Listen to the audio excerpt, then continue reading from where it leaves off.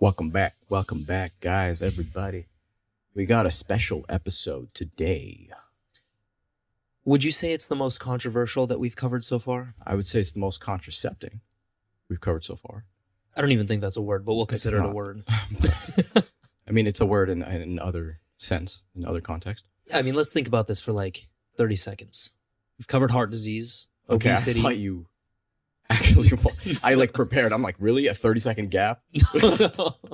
Okay. Heart disease, cancer, OnlyFans,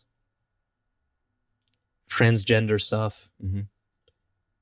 But today's episode's about birth control. Mm-hmm. Specifically. And I think it's a very emotionally charged topic because it obviously connects to birth, life, potential of abortion, stuff like that. Yeah, and we'd wanted to talk about it in just like general conversation and to kind of just be like, hey, let's explore this or let's discover this, you know? And along the lines of research, we discovered a lot of things. Yeah. And we wanted to share that pretty much. And our goal is to bring a very balanced discussion to this topic because I know where I stand on birth control pills. I don't like them just because, of course, I'm more focused on the holistic health side of things. Yeah. I don't know where do you stand? Pretty much holistic for the most part, as much as possible. Mm-hmm. And then last resort, you can rely on other things. But also at the end of the day, you have to have like a very balanced discussion when it comes to a lot of subjects because it's a very gray area. Yeah. Mm-hmm. It's not black and white. Yeah. But anyways, to jump into it, we first off have to mention a few things about what birth control actually is. So I'll just be rattling off a few. I like it. Well, you have like the definitive source. Yeah. Because I'm not going to try to define it myself. I'll probably just do a shitty job. So yeah, I mean, we have all of it. That's why we've done the pre-work. Yeah. So for those of you who don't know, birth control pills are a hormonal intervention designed to prevent unwanted pregnancies. Mm-hmm. I mean, at the most basic level, that's all it is. But oral contraceptives contain either both estrogen and progesterone. So that's one. They contain synthetic progesterone or just progestin. So these are hormones that a woman's body naturally produces, but within the birth control pill context, they're more of like more synthetically driven, I guess. Gotcha. Yeah. Yeah.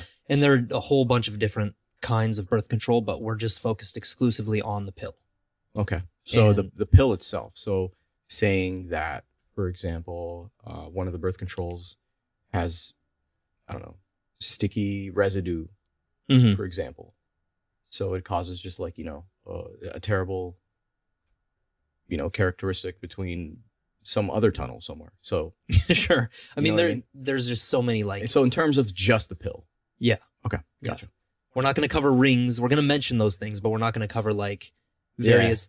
Yeah. I mean, it even goes to the extent where I've heard of birth control methods where they actually put a rod into a woman's arm, and that somehow prevents unwanted pregnancies. What? Because I guess it just like sends out little doses of like synthetic hormones. It's really super crazy. Yeah, I don't know how I feel about that. Mm-hmm. Yeah, but the reason why I just want to clarify is that this isn't really going to be like an outlook in terms of any moral, religious view. It's not. No. It's kind of like, hey, something's out in the market. People take it. What's going on? Let's visit it, That's a great point. Yeah. Yeah. Absolutely. So just as a little bit of like a scientific background, putting these hormones into your body as a woman, it artificially alters the body's natural estrogen and progesterone levels, affecting the natural balance of the woman's bodily hormones. Mm-hmm. So basically throws everything out of whack if we're taking a very simple view of it. What it does in terms of preventing unwanted pregnancies is it works by stopping the sperm from joining with an egg. Okay. And then when sperm joins with an egg, of course, that's called fertilization, but it safely, well, quote unquote, safely, according to most people, conventional sources, stops ovulation. So without ovulation, there's no room for the egg to meet with the sperm, no pregnancy. Yeah. Boom. Would that be considered unhealthy? What do you mean? If the egg doesn't meet the sperm. Well, I mean, it's kind of difficult because we know there are some people that just naturally can't give birth. Yeah. Right. Yeah. It depends. It's very context driven because, and this is exactly why it's controversial. yeah, It's because like any kind of turn you take, it's too sensitive. And then again, we're two dudes. we're not women. You know, we're not women. But you know, coming from the point, from like our point of view where we, you know, respect women, you know,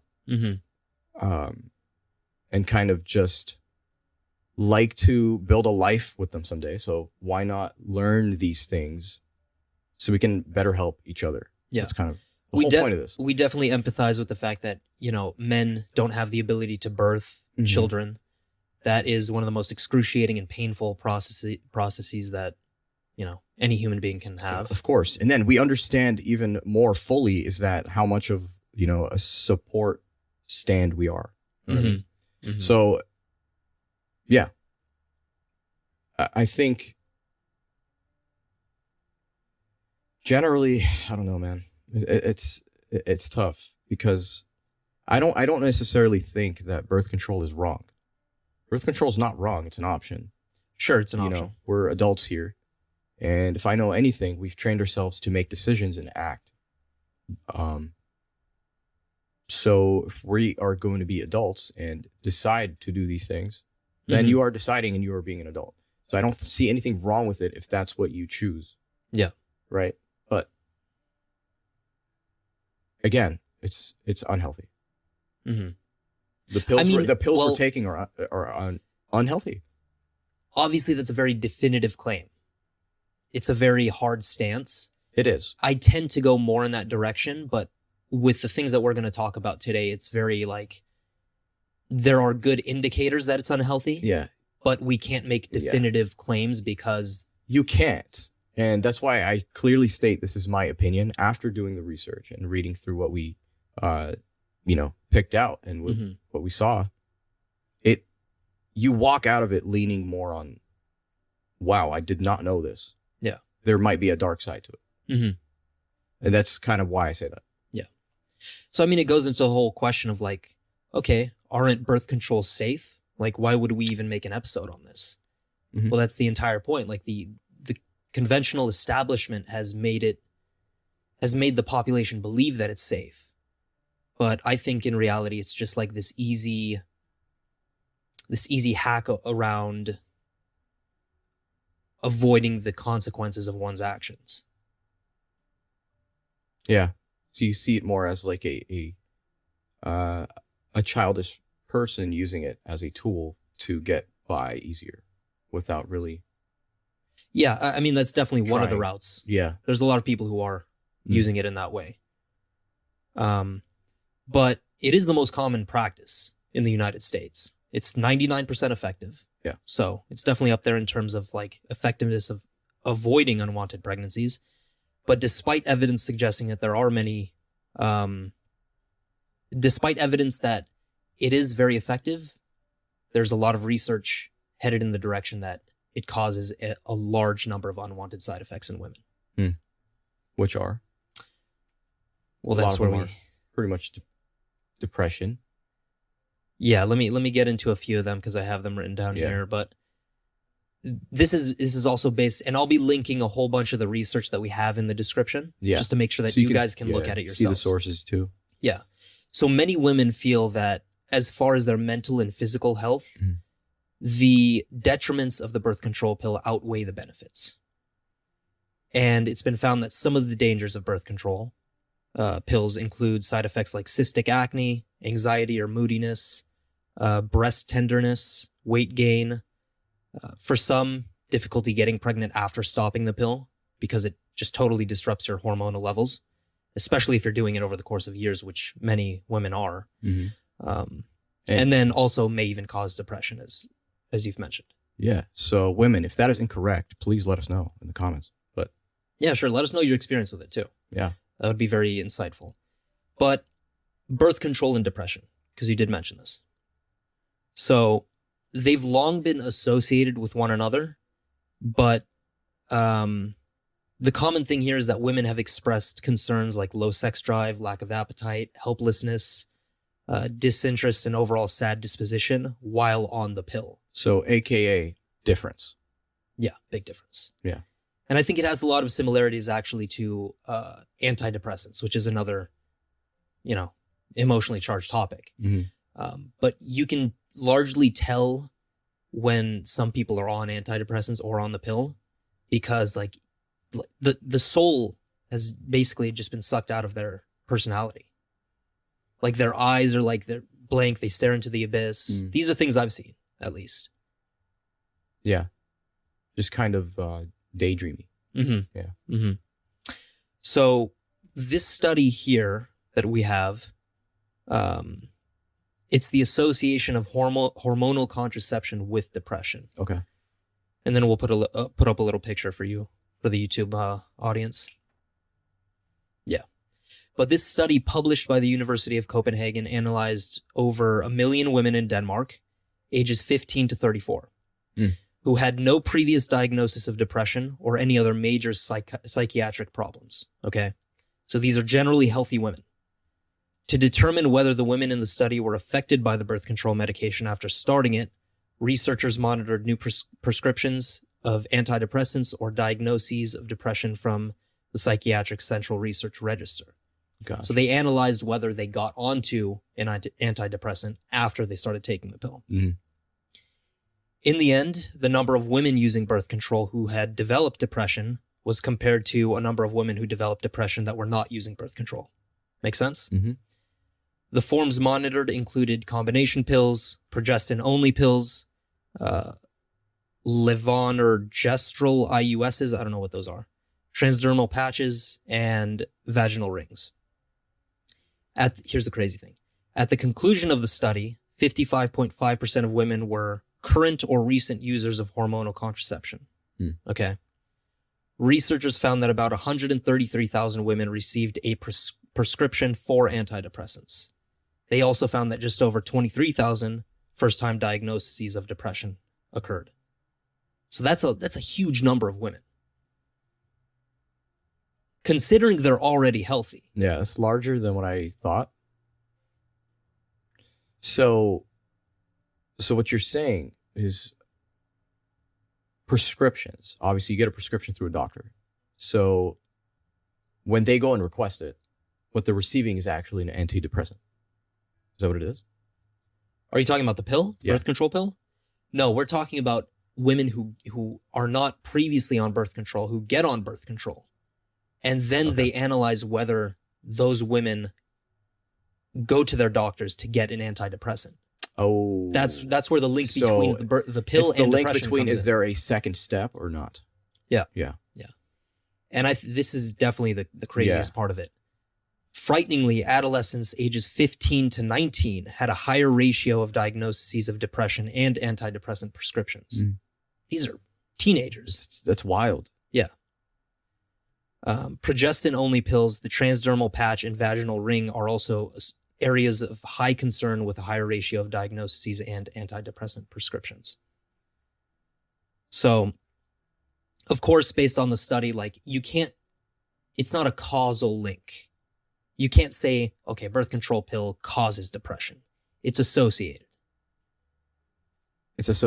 Yeah. But it's a strong association. You're right. It's like, okay, we found out information that leads to yes, there is quite a majority that goes and there is a second step and they go get antidepressants, right? So we can't unsee that. Like that exists. It exists. So now we know that, okay, there's something going on. Yeah. There's definitely the association. At the same time, there's also been research that's both for it and against it.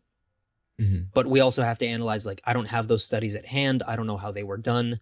We don't know the efficacy of those studies. But that's depression, okay? That's one of the major side effects that a lot of women experience when they get on the pill. Now we can get into, I picked 6 of the potential dangers of getting on the pill as well, outside of depression. Number 1 is birth control pills and nutrient deficiencies. A very interesting bit of research. Most people don't know that in order for the body to metabolize the pill, the liver requires extra amounts of B complex vitamins, vitamin C, magnesium, and zinc. So just think about the average young woman who's taking this every single day of their lives. Mm-hmm.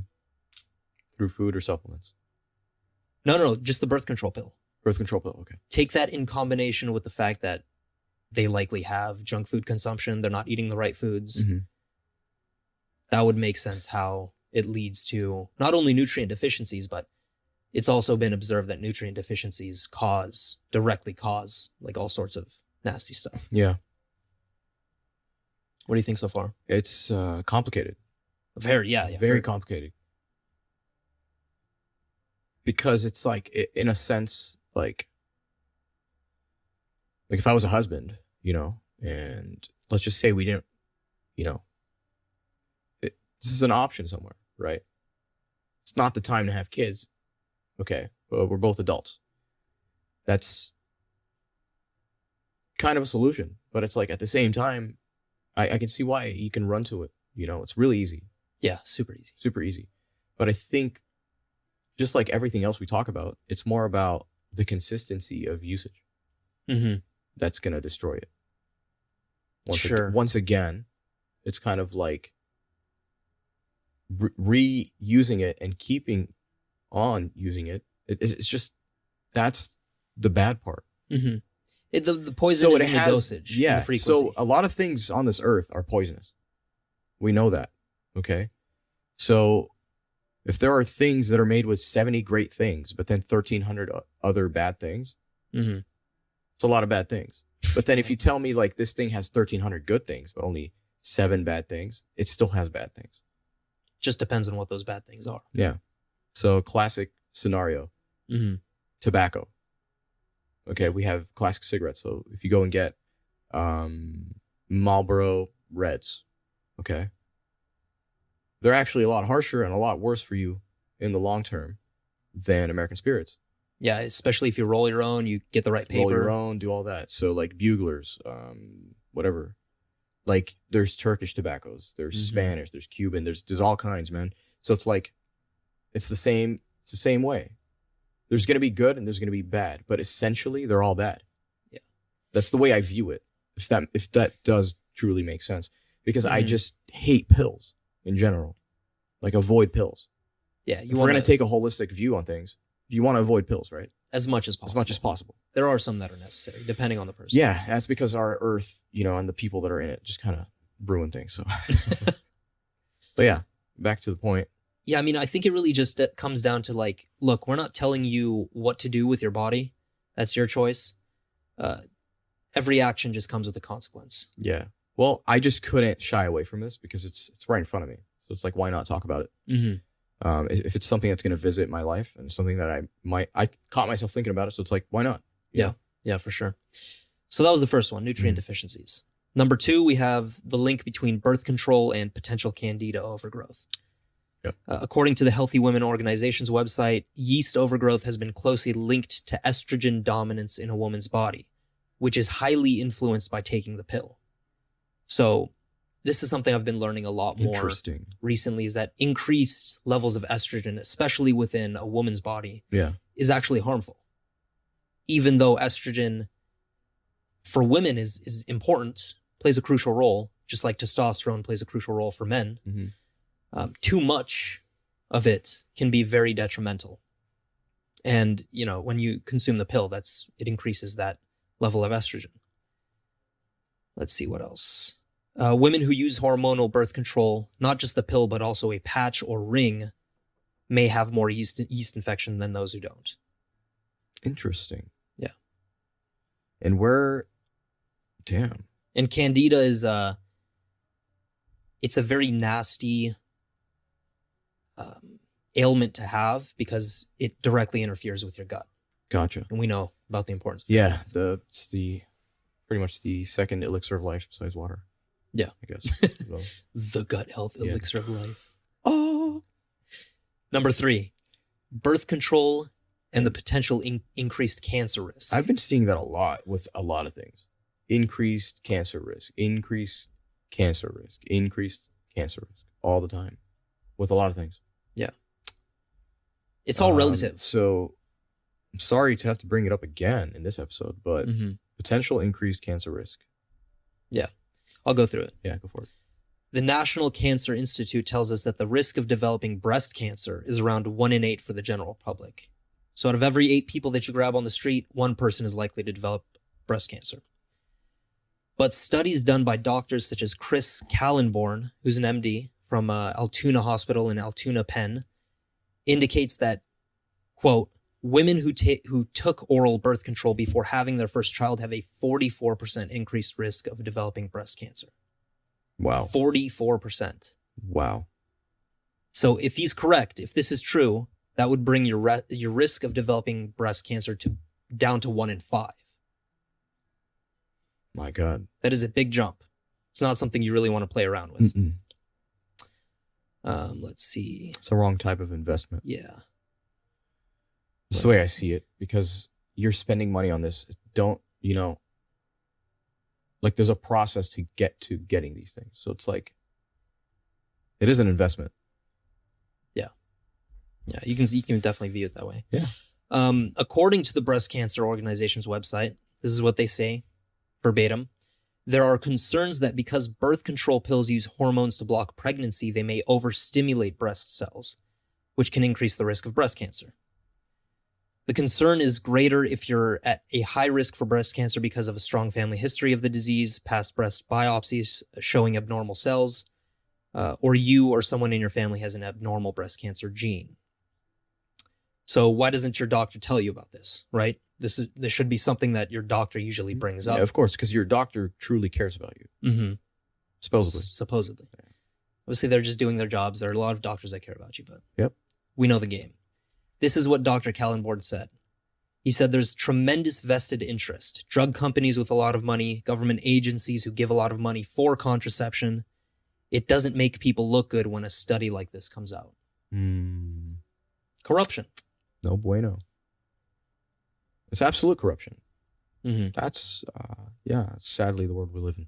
Yeah.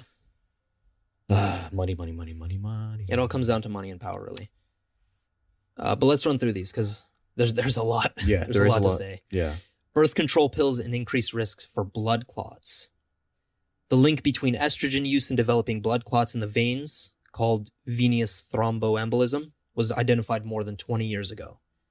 Extensive literature has now been published describing how the risk for embolism increases as estrogen dosages increase.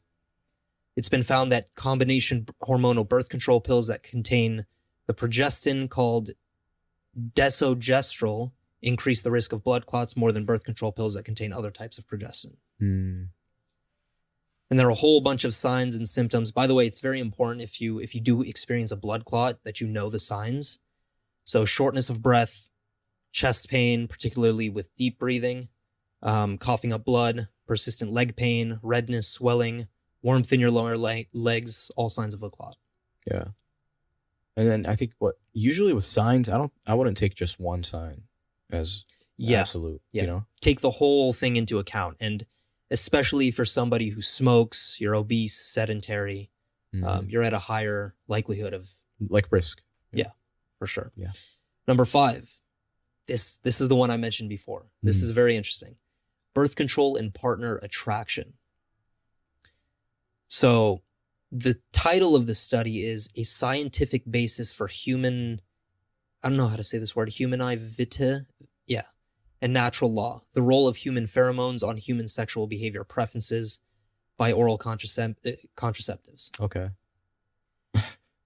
So pheromones actually play a very important part in sexual attraction.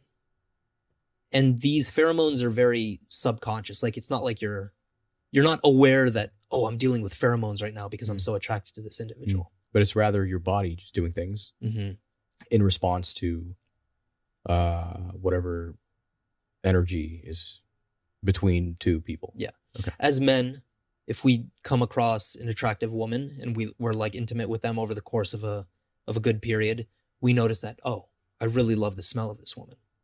Or women with men especially. Like, for some reason, I really like the scent of this guy. Even his BO smells good. To a point. Very natural. And notice how, like, the scent that was pointed out was a natural scent, and the thing she did was smell it, which was natural too. Mm-hmm. So it's both natural things that just join together. Yeah. And they like each other. Like it's the yeah. like think of it as the smell and the sniff like each other. The smell and the sniff like each yeah, other. like that's cool. Yeah. That's cool. And like I told you before we started the episode, it's go body. You know what I'm saying? Like, it goes by the philosophy that we are more aware of genetic compatibility than we'd like to think. And genetic compatibility when it comes to producing a child, strong offspring. But the reason why the pill is a problem is because it could potentially disrupt this process. According to the study, choosing a mate, it's a very weird way to say it, but choosing a mate while on the pill can result in unstable and more violent unions. Yeah. No, sir. Yeah. I don't like that word. Violent. No, we don't like domestic abuse. No, we don't. We like natural. Yeah. Number 6, birth control and progesterone. Very interesting. For women, the hormone progesterone is essentially life. Birth control robs you of this hormone because progesterone is necessary for fertility and a healthy pregnancy. It was given the name progesterone because of its progestational effects.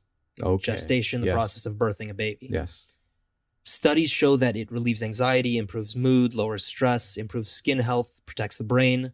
It's almost like a natural antidepressant. So yeah, it's a truly remarkable hormone, but birth control has synthetic progesterone. So a woman's body doesn't recognize it as the real stuff. So it identifies it as fraud, basically. Yeah. In a sense. Mm-hmm. Card declined. Yeah. Send it back. Card declined, send it back, bro. Where's the receipt, bro? You know? But yeah, man, I mean, those are like 6 really major side effects that are backed by science. How more major it can get than that. The last one I do like a lot. What about and it? Even the one with just the attraction, right? The pheromones. The difference, I mean, it's kind of hard to say if it's true or not, right? But finding that difference between being on birth control versus not being on birth control, is that the same attraction? Do you view the world in the same reality with emotions? You know what I mean? I don't think you do. Would you have lived the exact same way if you were off of them? We don't know that. We don't know. I would assume you don't. Yeah. And I'm not talking about the actions. I'm talking about how you feel. And how you feel really plays a part in your decisions. So could you have done something differently? Yeah. We don't know that. But we would like to assume that, yes, everything has a part in everything. And there have been anecdotal bits of evidence that I've seen from, obviously online. I haven't talked to any women about this, but the idea that, once they found somebody while on birth control, once they got off of birth control, for some reason, they just weren't as attracted to them as they were before. Yeah. Again, those are really like personalized studies. Yep. Those are insanely personalized. I don't know who's willing to do that either. But I don't know, man. I'm the type of person that does believe in that stuff. Like, I mean, it makes sense fundamentally, logically. It really does. It really does. And all we're saying is that some things make sense. Okay? Not everything we read truly made sense, but a lot of things made sense. And we did find some major keys in this. Yeah. And that's what we shared here today, pretty much. But progesterone, I had a question actually. Yeah. Progesterone, that if that is life for a woman, would that be basically the testosterone for females? For men? Yeah, it's the equivalent. Yeah, it's equivalent. Because we have the sperm, and the sperm is basically stronger based off of testosterone. Like if you take a man and you... if you take his testosterone, does he not have... it's kind of like you suck the life out of his...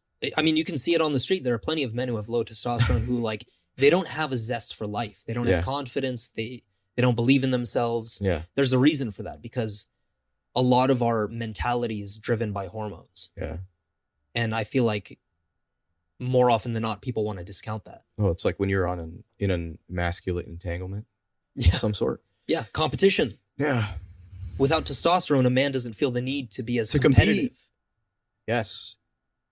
And that's what energy is. Mm-hmm. A sense of competition. Exactly. It's kind of like it gets you riled up, you know? Exactly. But yeah, very interesting. I think it's very informational. Mm-hmm. It's a very informational, informative episode. Yeah. Um, And these are not shitty studies, by the way. These are like top notch. yeah. And then obviously, before we wrap it up, we have, like, since we started off talking about holistic, we have some natural methods. We still have a lot We do. before we wrap it up. Yeah. Because then we're going to get But I into feel like this is a good place for mentioning like some natural ways to replace a pill, Yeah. you know? So for centuries, couples have actually used natural birth control methods that don't bring any side effects for the most part. Yeah. I heard lambskin was one. I'm not sure. Is that Lambskin. lambskin or some sort. And this is a long time ago. Mm-hmm. We're talking a long time ago. Yeah. We're talking decades Like ago. pre-shoes. Okay, Yeah. pre-shoes. But yeah, there are many safe and effective contraceptives. They're time-honored strategies, so it just depends on which one of these that you want to use. They do have different rates of effectiveness, but I'll explain that down below. So we'll go through the list. For sure. Number one, most obvious, male condoms. Mm. Approximate 98% effectiveness when it comes to prevented unwanted pregnancies. The only issue that I find with myself and other people is that it just doesn't feel as good when you're actually having sex. That's like the number one thing a lot of young people talk about. Yeah. It's kind of like, It just doesn't feel as good. well, yeah, I mean, I've seen everything from memes to tweets to everything. I would say, yes, I've seen a majority of them say that, and it's kind of like, does it, like, I understand, you know, it's kind of like the holistic person in me, you know, if sex is a natural act, I want to do it as natural as possible. Sure. Right? Yeah. But of course, I mean, of course, I believe that, you know what I mean? Yeah. Of course, because we weren't designed that way.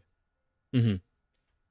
But that is an option. I feel like it is an effective option. And it kind of,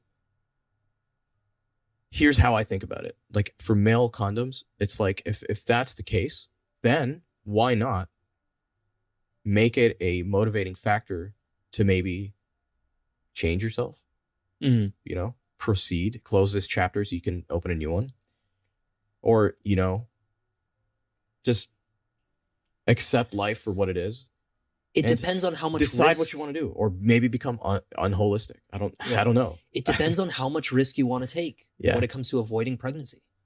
That's all it comes down to. Mm-hmm. If you want 100% effectiveness rate, you're going to add a condom in. You might even be crazy enough to discuss having your partner have birth control as well. Like, I don't know what type of person you are, so just depends on the individual. Yeah. But next after that, one that a lot of people don't think about, female condoms. They exist. Yeah, I keep forgetting about them, to be honest. They're actually 95% effective at preventing unwanted pregnancies, and less likely to tear than male condoms. A female condom consists of a small pouch that fits inside the vagina before sex, okay? And it protecting sperm from entering the female's body where it can fertilize an egg. So it just stops the sperm. Gotcha. Next, we have, this is something I haven't heard of, diaphragms. These must be fitted by a doctor and are 92 to 98% effective. They're thin, soft rubber mounted on rings that are inserted into the upper part of the vagina to cover the cervix and act as a barrier to sperm. So essentially, it's like a procedure. Yeah, it's like a more involved female condom Okay, because you have to have a doctor. gotcha. Present and Yeah. not really a procedure. It's kind of like an appointment. I don't know. I guess. Yeah. Well, okay. Gotcha. Next, we have cervical cap. This is a heavy rubber cap that fits tightly over the cervix. Must be put into place by a doctor again. Can be left in place for 48 hours, so it is a temporary solution. They have around 91% effectiveness rate. After that, these are the ones I like more. Natural family planning and fertility awareness. So this is an all-around natural method for allowing women to track their natural cycles, identify times of fertility, treat premenstrual symptoms, and evaluate the effects of stress. And included below that are, let's see, 1, 2, 3 things that would go within that category. Number 1 is the calendar method. Abstention from sex during the week in which a woman is ovulating helps prevent conception from taking place. It works best when a woman's menstrual cycle is very regular and accurately timed. Mm. And I know a lot of people don't have regular periods or stuff like that. So the calendar method doesn't work very well for couples who use it by itself. It's about a 75% success rate. But it can be effective when combined with the temperature and mucus methods that I'll describe below. Sounds very weird, the mucus method, right? Yeah. Like, yeah. It's just very like... It does sound weird, odd. but it's just the words. Yeah. But temperature method, this is the next one. This is a way to pinpoint the day of ovulation so sex can be avoided for a few days before and after. Mm. It involves taking the basal body temperature, your temperature upon waking, each morning with an accurate basal thermometer, and noting the rise in temperature that occurs after ovulation. While this method won't prevent pregnancy the first month you start using it, once you have tracked your cycle for several months, you can pinpoint which days are the most fertile and avoid having sex on those days. Make sense? Does make sense. So you're analyzing over the course of a long period, and then you're like, okay, well, now we found the spikes. It's kind of like how we use our Oura rings. Yeah, or how we use our YouTube analytics, for example. Sure. Right? Yeah. Oh, we hit Thursday with a spike. Yeah. So we know to avoid, not avoid that. We want to upload that day. But never mind. It's not like YouTube analytics. For sure. Scratch that. Important things to mention. Factors like illness or lack of sleep can change body temperature and make this method unreliable by itself. Mm-hmm. But when it's combined with the mucus method, it can be an accurate way of assessing fertility. Okay, now please describe what the mucus method is, because I think everyone's waiting. The mucus method, okay. This involves tracking changes in the amount and texture of vaginal discharge, which reflects rising levels of estrogen in the body. Mm-hmm. For the first few days after your period, there is often no discharge, but there will be a cloudy, tacky mucus as estrogen starts to rise in the body. Mm-hmm. When the discharge starts to increase in volume and becomes clear and stringy, ovulation is near. A return to the tacky, cloudy mucus or no discharge means that ovulation is past. Okay. So you're basically visiting periods again, like periods of time. You're literally analyzing your fluids as a woman. Okay. Your vaginal discharge. That does make sense. It's like tracking your feces for like a month because like, your bowel movements change. So whatever, maybe you're looking and then now you're at risk for cancer. So you're like, didn't know that, Mm-hmm. I think it's the same thing. So essentially, there's a lot of parallels. Yeah, for sure. But yeah, I mean, those methods, keep in mind, those methods have been used for centuries, probably ever since the dawn of our species. Mm-hmm. So they're very important. And listen, if you do want to get off birth control, they're very effective. Yeah. I think the last thing before we continue. Yeah. Just honestly, it's so funny to me that when we say we can't talk about these things, you know why? Because it's like we are not the first human beings ever. Okay. Yeah. We have been and it goes back and back and back and back. All right. We're probably like the 40 millionth generation. So if I can ask everyone to just like relax, like calm down. Mm-hmm. All right. Words are being said constantly. That's never going to stop. Analyze those words. Analyze, know when to leave, know when to choose to stay, and just see everything as either interesting, intriguing, and just learn to observe. That's how I feel. I'm stoked that I'm getting to learn about exactly. This stuff. So, you know what? We're not spewing facts, but this is something interesting that we happen to come across. We are spewing facts, though.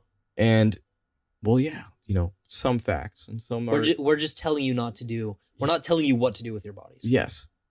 Some are facts. Some are just like observations. Again. Some are very like... You see what I mean? Observations. So it's up to you to decide, is that positive or is that negative? But again, it's information. You can either see, negative research out of this or positive. But Whatever it is, we believe it's positive, and we think it's signs that maybe everyone should look out for. Yeah. Now, before we get into the really juicy part that I want to discuss with you, Ooh, you know how there are some precautions that we have to mention regarding birth control pills and alternatives. Mhm. Okay. The side effects and potential dangers of birth control pills apply to some women, even more so than others. Women who should be very careful about taking oral contraceptives due to interactions and side effects include those who are already pregnant or breastfeeding, women who are older than 35, Mhm. women who smoke cigarettes or use recreational drugs, women who have a history of high blood pressure, diabetes, stroke, heart disease, any chronic disease really, who have a history of breast cancer, have diabetes-related complications that affect circulation and the nerves, any women who are healing from major surgeries, Mhm. and then last but not least, women who take St. John's wort, an anticonvulsant or anti-tuberculose agent that can interact with birth control pills. Oh, So if you fall into any of those categories, Yeah. you do not want to be taking birth control pills. so it can be deadly. Oh, for sure. Yeah. For sure. The juicy part. Just like my steak. Let's go. So I have to give a shout out to Logan Fitz Mhm. for responding to this tweet after I commented on birth control pills. Hell yeah. What Check did he out say? episode 129 for that. Great episode. But I talked about this recent trial that scientists want to do within this next year or two on male birth control pills. Okay. Same Mhm. concept, except applied to males to prevent pregnancy. Okay. This was my tweet. The nerds in white lab coats want you to become sterile by nuking all of your vitamin A stores and God knows what else. Because obviously the pill that they tested in mice Mm-hmm. actually blocks a protein from interacting with vitamin A. So Uh-oh. it's not good. Not good. Not good. I don't like either of those. So here's what Logan says. Yeah. He quote tweeted this tweet and he said, "If you thought soy drinking and triple vax dude memes were funny, wait till we can roast the male birth control." It's gonna be hilarious. Yeah, dude. Just a little bit of fun. Dude, emasculate entanglement, bro. But anyways, this male birth control pill. Options for men, of course, are very limited. Mhm. We have condoms and vasectomies. Yeah. Snip, snap, snip, snap. Snip, snap, or put a rubber on. Mm-hmm. One research team is working to create a non-hormonal male birth control pill, and human trials could start by the end of this year. Okay. The proposed pill contains an experimental compound that blocks proteins from binding to vitamin A, also known as retinoic acid, which is known to be crucial for fertility and virility in mammals, in all mammals. Mm-hmm. Chemists and pharmacologists at the University of Minnesota hope that blocking vitamin A's selective compound interactions in cells will create reliable but reversible sterility in humans. Really? So they want to sterilize you as a man. Sounds squeaky clean. Sounds fantastic for men's health, right? The team has already shown that it's 99% effective in preventing pregnancy in mice without any known side effects. Oh my God. Plus, Yeah. the mice were able to produce offspring normally again 4 to 6 weeks after they stopped receiving the compound. What do you think about this? Oh my God, dude. Like, honestly, bro, that rids of man. That rids of man. That's what it does. You know, man, gone out the window, dude. Never to be seen again. I will say, the men who take this birth control pill, if it even does go on the market, okay, they will understand what women have been through the past, 30 years? I don't know when birth control pills were made, but Yeah. they'll gain a good understanding of the side effects, because there will be side effects. There will be. And when they start crying, I start laughing. That's just how the world goes, man. You deal with the You consequences should of your not actions. have a birth control for male. That makes absolutely. Did I just read this correctly? What? Okay. Okay. Like, All right. 4 to 6 weeks after they stopped receiving, that's when they offspring normally again.